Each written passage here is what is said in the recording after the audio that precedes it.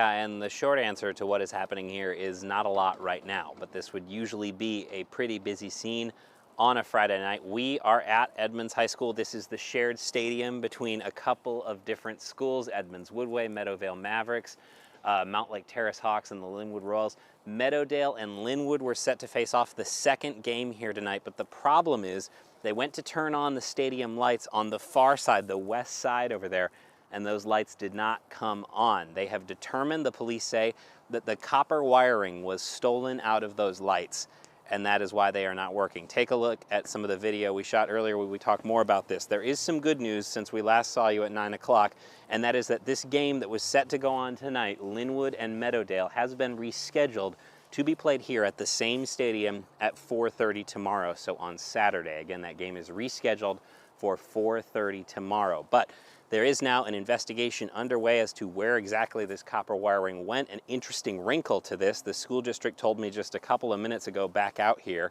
that the softball diamond nearby was also hit in the same way last week. Copper wiring stripped out of the lights. So they're still trying to figure out who could be responsible for this, if it's connected even, as they figure out also what they're going to do with the schedule here, as many events are scheduled to happen here in the next week. So again, the good news, this game will be played tomorrow afternoon. We heard them also saying that the jamboree that's supposed to happen here is going to happen in the morning, but no second football game tonight here because of some copper wiring stolen out of the Edmonds football stadium.